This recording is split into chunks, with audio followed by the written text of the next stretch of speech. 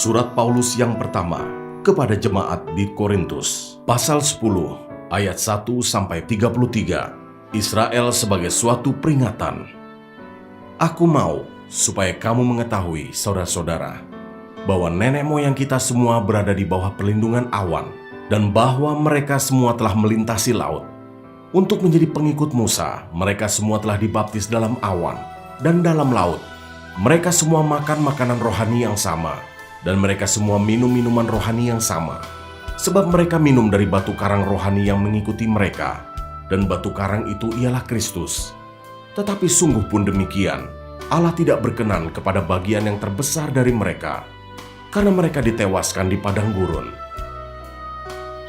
Semuanya ini telah terjadi sebagai contoh bagi kita, untuk memperingatkan kita, supaya jangan kita menginginkan hal-hal yang jahat, seperti yang telah mereka perbuat. Dan supaya jangan kita menjadi penyembah-penyembah berhala, sama seperti beberapa orang dari mereka, seperti ada tertulis, maka duduklah bangsa itu untuk makan dan minum, kemudian bangunlah mereka dan bersukaria.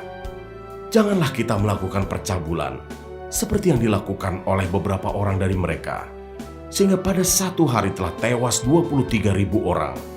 Dan janganlah kita mencobai Tuhan, seperti yang dilakukan oleh beberapa orang dari mereka, sehingga mereka mati di pagut ular.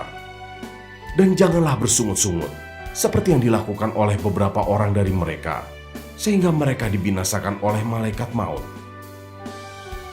Semuanya ini telah menimpa mereka sebagai contoh, dan dituliskan untuk menjadi peringatan bagi kita yang hidup pada waktu di mana zaman akhir telah tiba. Sebab itu, siapa yang menyangka bahwa ia teguh berdiri, hati-hatilah supaya ia jangan jatuh. Pencobaan-pencobaan yang kamu alami ialah pencobaan-pencobaan biasa, yang tidak melebihi kekuatan manusia. Sebab Allah setia, dan karena itu Ia tidak akan membiarkan kamu dicobai melampaui kekuatanmu. Pada waktu kamu dicobai, Ia akan memberikan kepadamu jalan keluar, sehingga kamu dapat menanggungnya. Karena itu, saudara-saudaraku yang kekasih, jauhilah penyembahan berhala. Aku berbicara kepadamu sebagai orang-orang yang bijaksana. Pertimbangkanlah sendiri apa yang aku katakan. Bukankah cawan pengucapan syukur, yang atasnya kita ucapkan syukur, adalah persekutuan dengan darah Kristus? Bukankah roti yang kita pecah-pecahkan adalah persekutuan dengan tubuh Kristus? Karena roti adalah satu, maka kita, sekalipun banyak, adalah satu tubuh, karena kita semua mendapat bagian dalam roti yang satu itu. Perhatikanlah bangsa Israel menurut daging. Bukankah mereka yang makan apa yang dipersembahkan mendapat bagian dalam pelayanan mezbah? Apakah yang kumaksudkan dengan perkataan itu? Bahwa persembahan berhala adalah sesuatu? Atau bahwa berhala adalah sesuatu? Bukan. Apa yang kumaksudkan ialah bahwa persembahan mereka adalah persembahan kepada roh-roh jahat, bukan kepada Allah. Dan aku tidak mau bahwa kamu bersekutu dengan roh-roh jahat. Kamu tidak dapat minum dari cawan Tuhan dan juga dari cawan roh-roh jahat. Kamu tidak dapat mendapat bagian dalam perjamuan Tuhan dan juga dalam perjamuan roh-roh jahat. Atau maukah kita membangkitkan cemburu Tuhan? Apakah kita lebih kuat daripada Dia?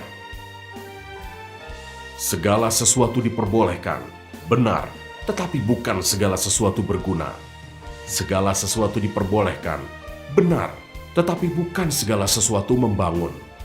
Jangan seorang pun yang mencari keuntungannya sendiri, tetapi hendaklah tiap-tiap orang mencari keuntungan orang lain.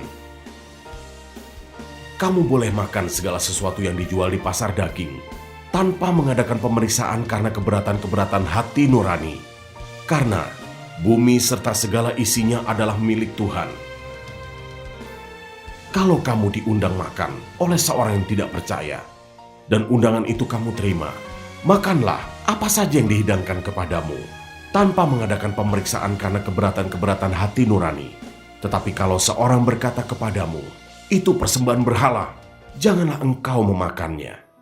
Oleh karena dia yang mengatakan hal itu kepadamu, dan karena keberatan-keberatan hati nurani. Yang aku maksudkan dengan keberatan-keberatan bukanlah keberatan-keberatan hati nuranimu sendiri, tetapi keberatan-keberatan hati nurani orang lain itu. Mungkin ada orang yang berkata, Mengapa kebebasanku harus ditentukan oleh keberatan-keberatan hati nurani orang lain? Kalau aku mengucap syukur atas apa yang aku turut memakannya, mengapa orang berkata jahat tentang aku karena makanan yang atasnya aku mengucap syukur?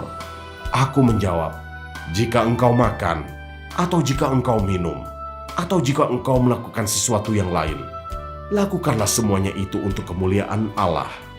Janganlah kamu menimbulkan syak dalam hati orang, baik orang Yahudi atau orang Yunani, maupun jemaat Allah. Sama seperti aku juga berusaha menyenangkan hati semua orang dalam segala hal. Bukan untuk kepentingan diriku, tetapi untuk kepentingan orang banyak, supaya mereka beroleh selamat.